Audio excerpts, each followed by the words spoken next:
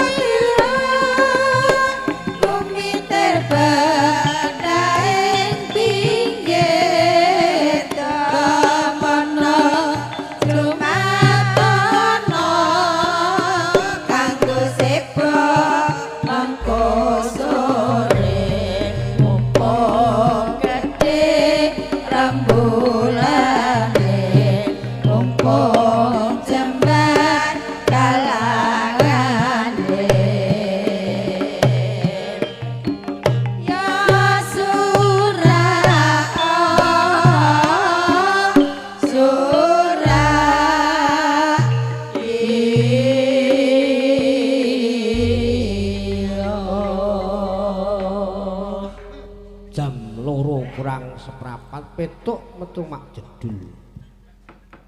Tetembangan ler-ler disaut sinden saut. Sel. Wes teko bengi iki ora ana sambikala. Wah, kepareng sing kagungan dalem ya isih cegah mungon. Pokoke tresna karo budaya. Petruk mayang ditunggu ngantek paripurna syukur bejo sewu nggih. Dasare ya balungane wis ampuh-ampuh. Sing ngendang ya nongglen. Sing gambang ora ditangga mesake. Ning mah duwe sedulur sinden akeh. Wis ora iso mlayu arep ngetan gribik. Nek ngwake sanak kadang sedulur kumpul tetabuhan pancen gamelan iki ya pigunane dienggo menghibur utawa golek paseduluran. Ora pentas kae ya latihan guyu rukun bareng-bareng malah sok ngeneng kearisan ning bareng oleh sok ora mangkat. Kuwi adat tupiya sing wis kelakon. Mumpung krawitan karo arisan ben mumpung lah bareng oleh ora tau pasok. Mula ning ane guyu rukun ki ngene wae sesuk iuran 2000 dienggo gawe dang ngono mah mlaku terus. Utawa nganggo kerupuk. Pokoke kuwi mah netral kerupuk ki. Arep rupane werna-werna kan nek ming gambar rupa ning rasane padha lho. Tegese arep tabuhan iki bonang bentuke ngono, kenong bentuke ngono, ning nek rasane padha ki ra apik. Lah iki rak sing ora ngerti rak iki pancen wigatine ngerti dusun. Nah, bersih desa, menteri iki dadi menteri iki ngresiki barang Sukerta. Nah, kuwi sak ben taun denengke nek nganti ora denengke kuwi tegese ninggalke adat kuwi kurang apik ngono. Mongko ora kudu kok nek upama ngundang dalang ora kudu kok aku dalange ning najan to sapa sing kepengin budidaya sinau dienggo rasa bekti karo warga aku tak dalang upamane kadang kala nek aku sela ya tak nonton ngono iki mau sore gebrakan wayang jan apik tenan mung wayange kae cara dene kok mung sedilit iki mau mung perang tok ge wis wah aku arep pengen delok sesuk nek kae pentas terus nek wis iso ndelokne pentas besok tak tanggap ning kula sing ngasta kula nyuwun sing kula beto wiyaga mriki namung setunggal Pak Tugeno. Wah nika ki teng daleme kono kula tau dolan suwan nika ki wah jan lemari ki nek kudune isine klambi utawa lengen dawa hem ora nika isine mung kebak buku not. Namung tebu sak uyun kabeh.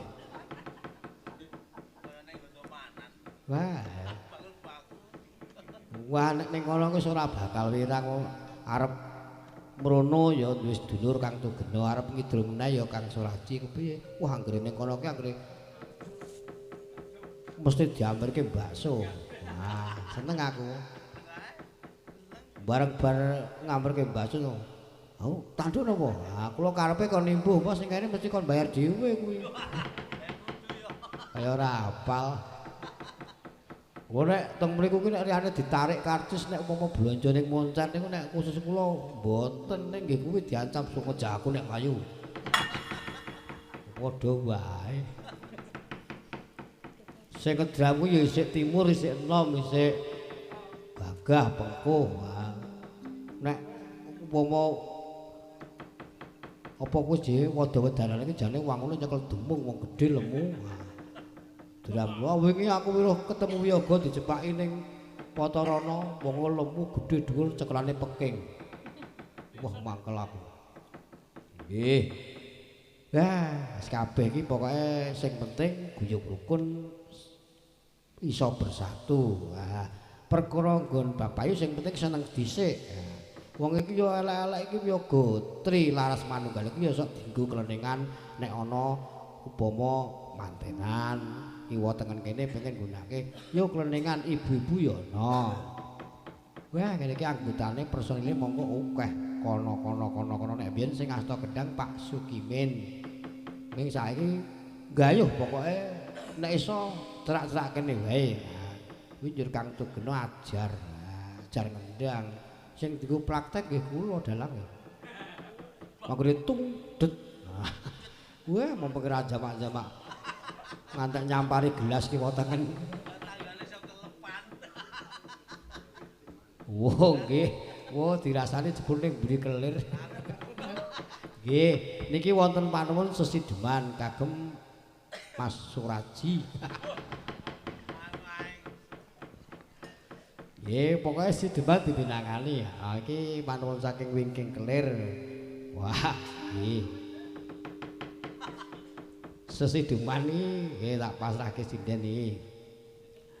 Ning mengko nek wis kumpul gareng Bagong, Petruk, nggih mengko terus ngrembug sesideman. Saiki mang padake biyen nek gareng mring-mring. Nano, yuk.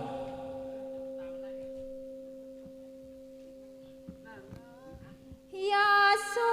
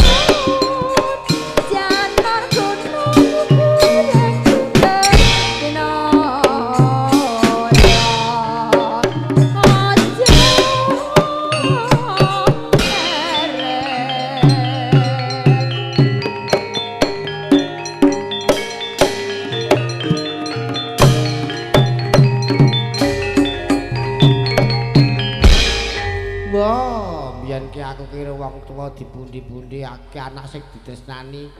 Le kowe ge adusa mengko tak pijetke njur tak pitrahke ning ngene Mbah Kaum.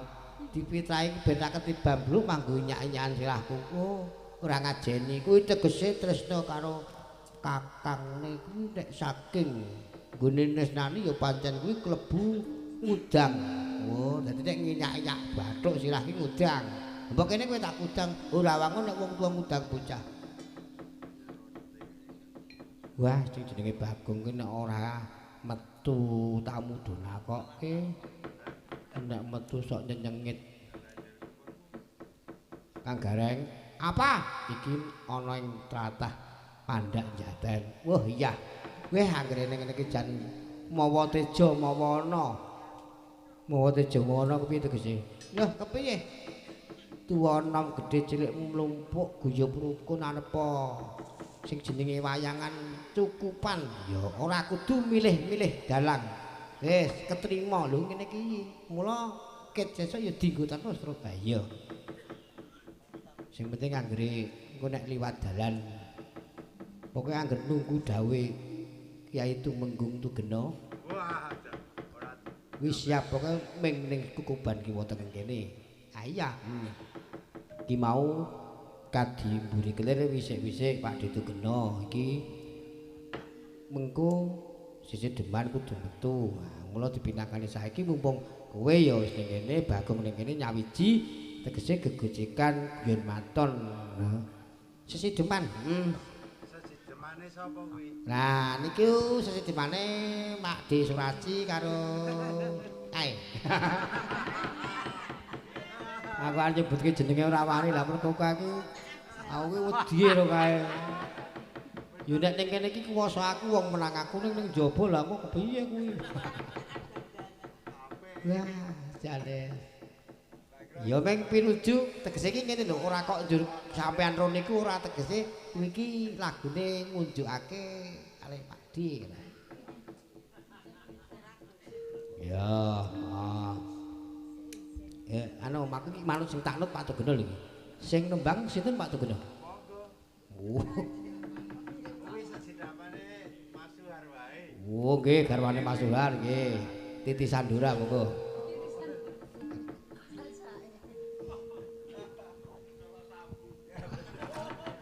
Oh ora ngerti wingi sore dijari lakon laire Bathara Guru e.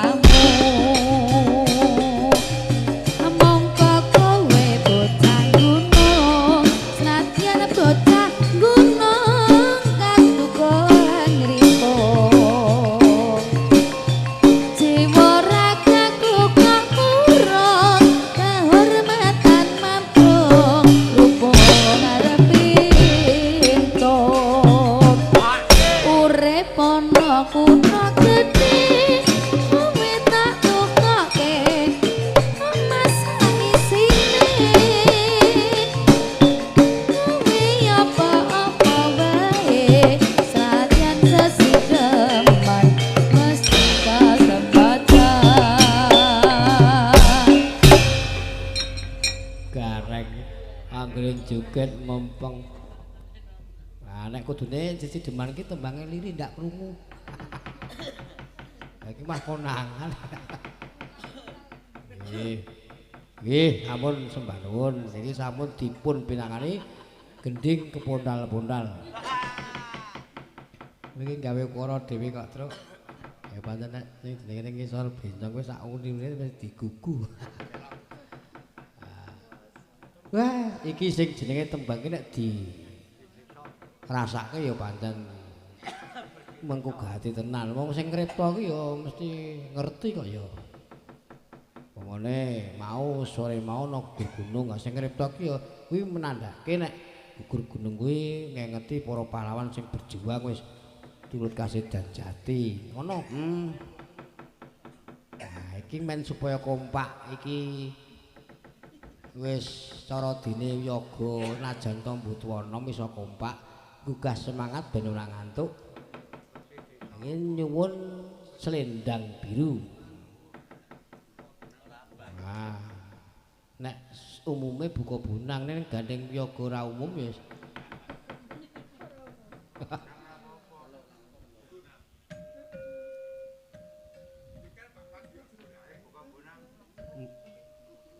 Mah kaya ambulan kok.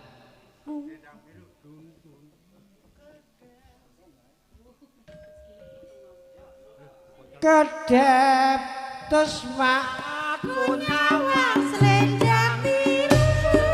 Gelungane meja lanatan kasih angin ngadep kebayang wongo nyampe kedatek solae eseme selagane gawe bingo nyoto aku nganti ketae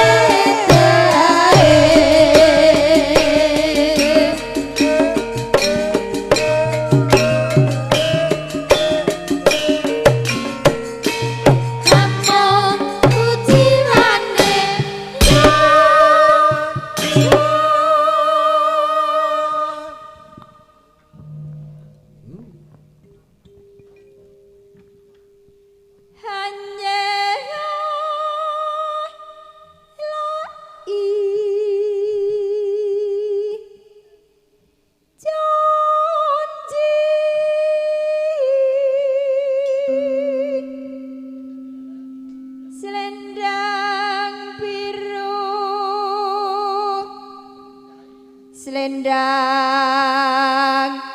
biru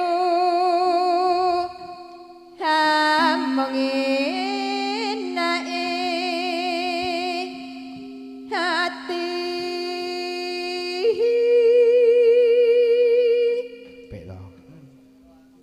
Nora tekan batin setiamu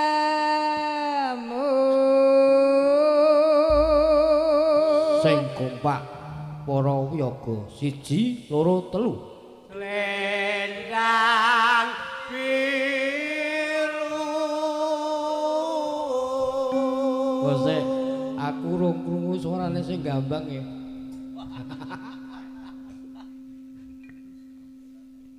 Yo. Tatapono janjimu selendang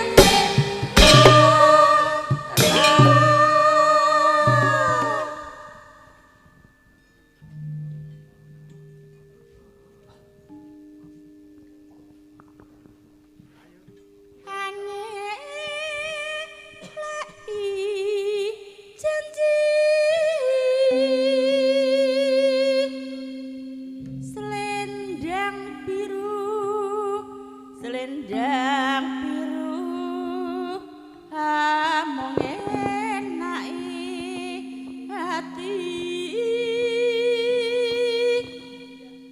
ora tekan batin setiamu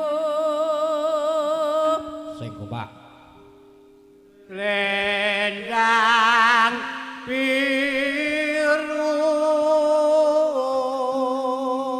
Ha iki sing krungu sing girong tok iku. Pancen kembar kok ya. Kembar iki piye? Cangkeme jembar. Akone kono. Dadi muni biru iki biro. tetep ana janjimu selendang biru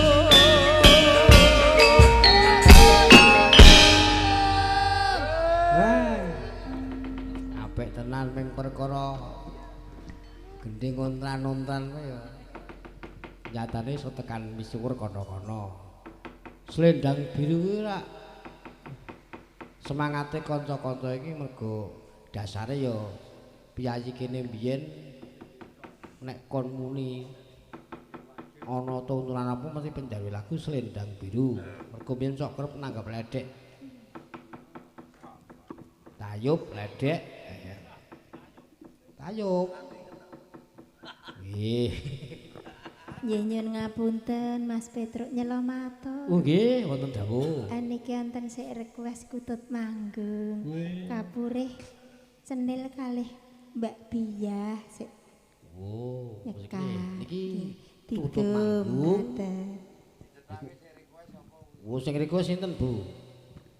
Pandemen, Pak. Oh, Pandemen Buri. Oh nggih. Kutut manggung, Reng. Ya dirasake kepenak. Nyuwun Ibu Warangguna, bojone kalih Bu Rupiah. Piyake duit ngono. Oh Rupiah. Biah. wengi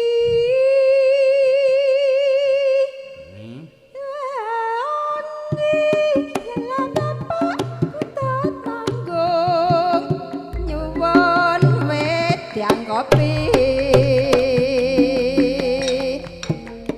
wis wicarane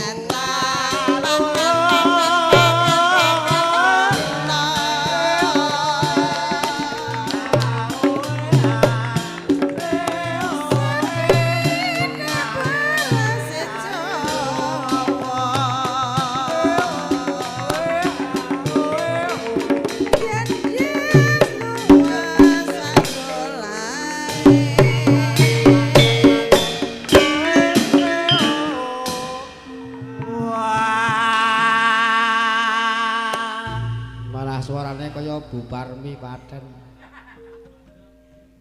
Trahing nata Ya toh?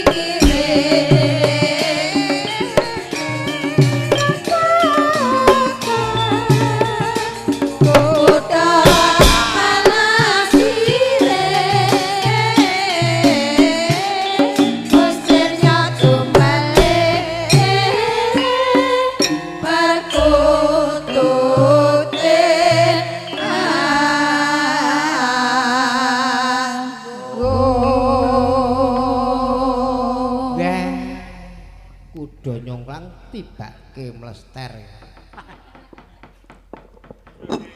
Wo, kutut manggung tibake kuda nyongklang kok mah kuwalak-kuwalik. Iya pancen ya nek ngono kuwi pandemene wong tua-tua ya terus ning ana lho sing cah enom seneng kutut manggung nyatane. Kae ana sing duwe werna-werna oceh-ocehan. Ya ngene bapak iki ditembangke.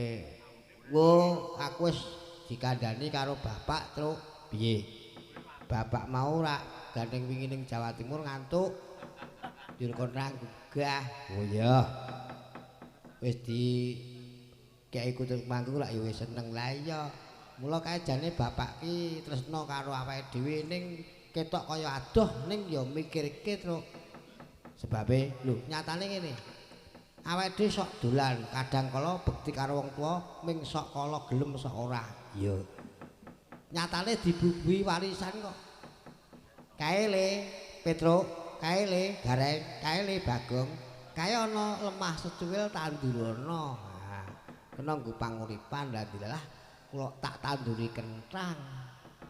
Sapa ngerti pas kathok suwek kenthange awuh. Kowe kuwi reng kandhane kok.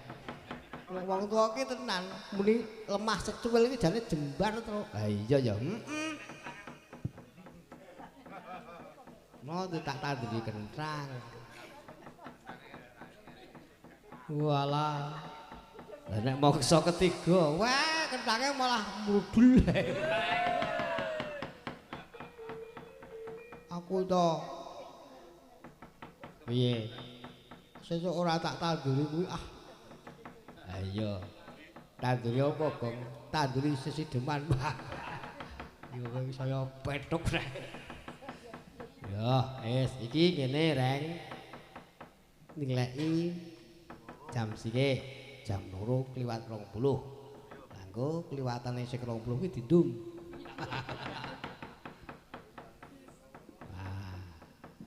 Iki mau utut manggung sing pungkasan. Heeh, saiki iki ngelingi pepundhene awake dhewe, Pak. Iki awake dhewe abdi dipercaya ora suwe-suwe ning nggon geguyon. Nah, aja kok kowe iki seneng do ngungkurake bendaramu.